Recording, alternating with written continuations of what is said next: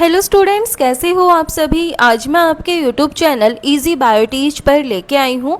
आज की वीडियो में हम डिस्कस करेंगे बीएससी नर्सिंग का सिलेबस।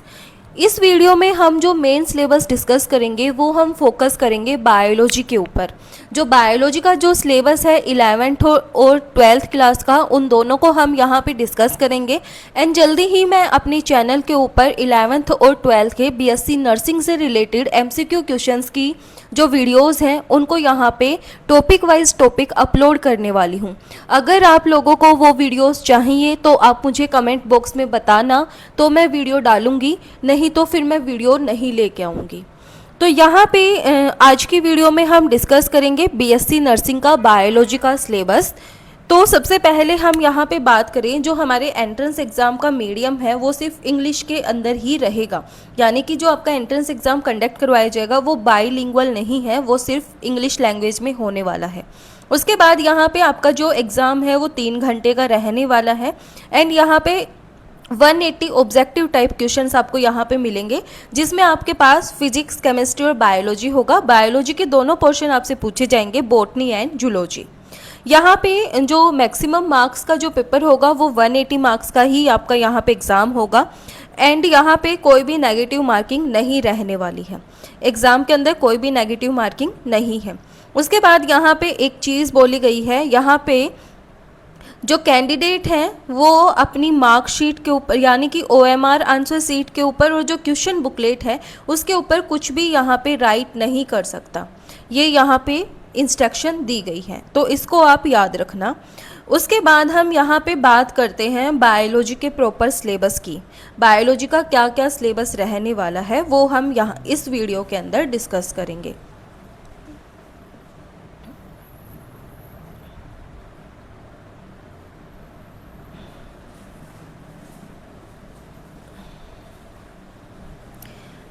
तो अगर हम यहाँ पे बात करें biology content class 11th syllabus की, क्लास 11th के सिलेबस की अगर हम बात करें तो उसके अंदर हमें क्या दिया गया है। फर्स्ट यूनिट है डाइवर्सिटी ऑफ लिविंग ऑर्गेनिजम्स, यानी कि यहाँ पे हमें पढ़ना है द लिविंग वर्ल्ड, जिसके अंदर हमें biodiversity, need for classification, 3 domain of life, taxonomy and systematic concept of species and taxonomical hierarchy, binomial nomenclature, ये हमें यहाँ पे करना है। उसके बाद है बायोलॉजिकल क्लासिफिकेशन, जिसके अंदर 5 किंगडम क्लासिफिकेशन हमें पढ़नी है। और जैसे कि ग्रुप्स हैं 5 किंगडम क्लासिफिकेशन के अंदर, मोनेरा, प्रोटिस्टा, फंजाई, उनके साइलेंट फीचर और क्लासिफिकेशंस के बारे में पढ़ना है। उसके बाद जो लाइकन, वायरस और वायरोइड्स हैं उनके बारे में पढ़ना है। फिर आता है प्लांट किंगडम, जिसके अंदर आपको यहाँ पे क्लासिफिकेशन पढ़नी है मेजर ग्रुप्स की। उसके बाद आपको यहाँ पे साइलेंट और डिस्टिंग्विश फीचर्स पढ़ने हैं, जैसे कि एग्जाम्पल दिए गए हैं, एल्गा हो गया, ब्रायोफाइटा हो गया, टेरिडोफाइटा हो गया, जिम्नोस्पर्म हो गया, इन सब के बारे में आपको यहाँ पे पढ़ना है। फिर बात आती है एनिमल किंगडम की, जिसके अंदर आपको इसके salient features, classification of animals पढ़ना है, नॉन कोऑर्डिनेट्स के बारे में आपको पढ़ना है यहाँ पे। तो ये आपको यहाँ पे फर्स्ट यूनिट दी गई है डाइवर्सिटी ऑफ लिविंग ऑर्गेनिज्म की। फिर यहाँ पे सेकेंड यूनिट आती है structural organisation in plant and animal, जिसके अंदर आपको morphology of flowering plants, anatomy of flowering plants, structural organisation in animals, ये आपको यहाँ पे करना है। जिसके अंदर आपको टॉपिक्स दे रखे हैं morphology of different part of flowering plants, जैसे कि रूट हो गया, स्टेम हो गया, लीफ हो गया, इनफ्लोरेसेंस हो गया, फ्लावर हो गया, फ्रूट एंड सीड हो गया। फिर जो फैमिली सोलेनेसी फैमिली है उसका डिस्क्रिप्शन आपको करना है। अनाटॉमी के अंदर आपको क्या करना है, अनाटॉमी एंड फंक्शन करना है टिश्यू सिस्टम का इन डाइकोट और मोनोकोट्स के अंदर। स्ट्रक्चरल ऑर्गेनाइजेशन इन एनिमल्स के अंदर बोला गया है, यहाँ पे हमें जो डिफरेंट सिस्टम्स हैं उनकी मॉर्फोलॉजी, अनाटॉमी, ये सब हमें यहाँ पे पढ़ना है, जैसे कि digestive system of frog, circulatory system of frog, respiratory system of frog, ये हमें यहाँ पे करना है। फिर थर्ड यूनिट आती है सेल स्ट्रक्चर एंड फंक्शन की, जिसके अंदर आपको दिया गया है cell the unit of life, जिसके अंदर आपको कंप्लीट बेसिक करना है। लाइसोसोम का हो गया, वैक्यूल्स का हो गया, एंडोप्लाज्मिक रेटिकुलम क्या होता है, राइबोसोम, प्लास्टिड, माइक्रोबॉडीज हो गया। उसके बाद सेल थ्योरी आपको करनी है। प्रोकैरियोट एंड यूकैरियोटिक सेल के अंदर आपको यहाँ पे क्या करने हैं, डिफरेंसेस पढ़ने हैं। ये सब आपको इस यूनिट के अंदर करना है। फिर आता है बायोमोलिक्यूल्स। बायोमोलिक्यूल्स के अंदर आपको यहाँ पे करना है chemical constituent of living cells जैसे कि structure and function of protein, carbohydrate, lipid, nucleic acid आपको करना है।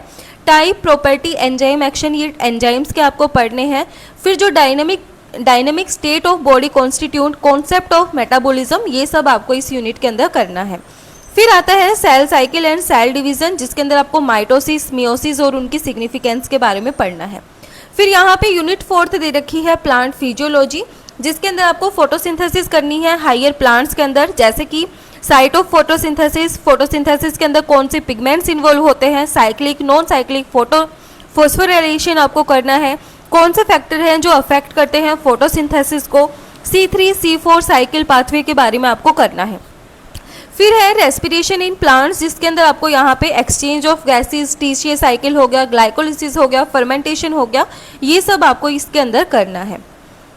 फिर यहाँ पे आता है प्लांट ग्रोथ एंड डेवलपमेंट, जिसके अंदर आपको यहाँ पे प्लांट ग्रोथ रेगुलेटर्स के बारे में पढ़ना है, जैसे कि oxygen, gibberellin, cytokinin, ethylene, abscisic acid, redifferentiation, D differentiation and differentiation के बारे में आपको पढ़ना है, ये इस यूनिट के अंदर आपको करना है। फिर यूनिट 5 आती है ह्यूमन फिजियोलॉजी, जिसके अंदर आपको breathing and exchange of gases, body fluid and circulation, excretory product and there elimination, locomotion and movement, ये आपको पार्ट दिए गए हैं। फिर है neural control and coordination, chemical coordination and integration, ये यहाँ पे क्या है, मेजर पोर्शन है जहाँ से ज़्यादा क्वेश्चंस पूछे जाते हैं। तो यहाँ पे आपको क्या क्या करना है, जैसे कि रेस्पिरेटरी सिस्टम इन ह्यूमंस के बारे में आपको पढ़ना है, डिसऑर्डर पढ़ने हैं जो रिलेटेड होते हैं रेस्पिरेशन सिस्टम से, जैसे कि एम्फाइसीमा हो गया, अस्थमा हो गया। उसके बाद आपको यहाँ पे transport of gases and regulation of respiration के बारे में पढ़ना है। बॉडी फ्लूइड्स एंड सर्कुलेशन की अगर हम बात करें तो यहाँ पे आपको कंप्लीट जो हार्ट है उसके बारे में आपको यहाँ पे पढ़ना है, डिसऑर्डर भी पढ़ने हैं, क्या क्या होता है ये सब आपको यहाँ पे करना है। फिर यहाँ पे एक्सक्रीटरी सिस्टम को आपको कंप्लीट पढ़ना है, लोकोमोशन एंड मूवमेंट के बारे में आपको पढ़ना है। तो ये आपको यहाँ पे 11th क्लास का सिलेबस दिया गया है। फिर हम यहाँ पे बात करें 12th क्लास बायोलॉजी की, तो यहाँ पे फर्स्ट यूनिट दी गई है sexual reproduction in flowering plants, जिसके अंदर आपको पढ़ना है फ्लावर का स्ट्रक्चर हो गया, मेल और फीमेल गैमेटोफाइट की डेवलपमेंट आपको पढ़नी है, पॉलिनेशन के बारे में आपको पढ़ना है, double fertilisation, post fertilisation events हो गए, पार्थेनोकार्पी हो गया, एपोमिक्सिस हो गया, पॉली एम्ब्रियोनिक, ये सब आपको यहाँ पे करना है। ह्यूमन रिप्रोडक्शन के अंदर आपको करना है मेल और फीमेल रिप्रोडक्टिव सिस्टम के बारे में आपको पढ़ना है, फर्टिलाइजेशन, एम्ब्रियो, ब्लास्टोसाइट फॉर्मेशन, ये आपको यहाँ पे करना है। फिर रिप्रोडक्टिव हेल्थ के अंदर क्या आती हैं, जैसे कि सेक्सुअली ट्रांसमिटेड डिजीज़, उसके बाद बर्थ कंट्रोल के जो मेथड्स हैं वो आपको करने हैं, उसके बाद जो टेक्नोलॉजीज़ हैं वो आपको करनी है, IVF हो गया, गिफ्ट हो गया, ये आपको करने हैं। फिर यहाँ पे आता है जेनेटिक्स एंड इवोल्यूशन, जिसके अंदर आपको करना है heredity and variation, molecular basis of inheritance and evolution. तो यहाँ पे जैसे हो गया डार्विन की, लमार्क की थ्योरी आपको करनी है, नेचुरल सिलेक्शन आपको करना है, जेनेटिक फ्लो, जेनेटिक ड्रिफ्ट आपको करना है, मॉलिक्यूलर बेसिस ऑफ इनहेरिटेंस के अंदर आपको रेप्लिकेशन करना है, सेंट्रल डोग्मा करना है, ट्रांसक्रिप्शन करना है, जेनेटिक कोड आपको करना है, ये सब टॉपिक्स आपको करना है। हेरिडिटी एंड वेरिएशन के अंदर यहाँ पे मेजर जो क्वेश्चंस है वो आते हैं, जैसे कि डाउन सिंड्रोम किसकी वजह से होता है, टर्नर सिंड्रोम किसकी वजह से होता है, क्लाइनफिल्टर सिंड्रोम क्या होता है, ये आपको करने हैं यहाँ पे। फिर यहाँ पे जैसे दे रखा है multiple allelism and inheritance of blood group, pleiotropy, elementary idea of phylogenetic inheritance, ये आपको इसके अंदर करने हैं। फिर हम यहाँ पे बात करें तो यहाँ पे हमें दे रखी है unit biology and human welfare, जिसके अंदर आपको करना है microbes in human welfare, human health and disease. तो यहाँ पे आपको सारी जो डिजीज़ हैं उनके बारे में पढ़ना है, जैसे कि मलेरिया हो गया, डेंगू हो गया, उसके बाद टाइफाइड हो गया, निमोनिया हो गया, कॉमन कोल्ड हो गया, एड्स, HIV, ये सब आपको करने हैं। माइक्रोब्स इन ह्यूमन वेलफेयर के अंदर आपको सीवेज ट्रीटमेंट के बारे में, माइक्रोब्स इन फूड प्रोसेसिंग बारे में, bio control agents, bio fertilisers, antibiotics, ये सब आपको करने हैं।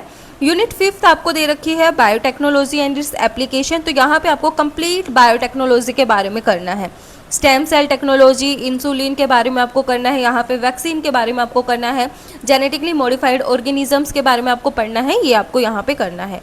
फिर आता है इकोलॉजी एंड इन्वायरमेंट, जो कि लास्ट यूनिट है, इसके अंदर आपको ऑर्गेनिज्म एंड पॉपुलेशन, यहाँ पे इंट्रैक्शन आपको करने हैं, mutualism, competition, predation, parasitism, growth, birth rate, death rate, यानी कि पॉपुलेशन एट्रीब्यूट्स के बारे में आपको करना है। फिर जो मेजर एबायोटिक फैक्टर्स हैं उनके बारे में, उनके रिस्पॉन्सेज आपको करने हैं। इकोसिस्टम के बारे में आपको पढ़ना है, pattern, components, energy flow, pyramids of number, biomass, energy, ये आपको करने हैं। यहाँ से क्वेश्चन पूछे जाते हैं कि कौन सा पिरामिड है जो कभी मतलब इन्वर्ट नहीं होता, या फिर यहाँ से क्वेश्चंस पूछे जाते हैं ऐसे, तो ये आप यहाँ पे करना है आपको। फिर आता है बायोडाइवर्सिटी एंड इट्स कंजर्वेशन, जिसके अंदर आपको बायोडाइवर्सिटी का concept, pattern, importance, loss of biodiversity, endangered organisms, hotspots, red data book, उसके बाद biosphere reserve, sanctuaries and Ramsar sites के बारे में आपको पढ़ना है। तो ये था हमारे यहाँ पे बायोलॉजी का syllabus for the BSc nursing. तो वीडियो पसंद आए तो please like, share and subscribe जरूर करना, एंड मुझे पक्का कमेंट बॉक्स में बताना आपको इनके टॉपिक वाइज अगर MCQ क्वेश्चंस चाहिए BSc नर्सिंग की तैयारी के लिए, तो मैं यहाँ पे आपकी प्रिपरेशन कराऊंगी। Thank you.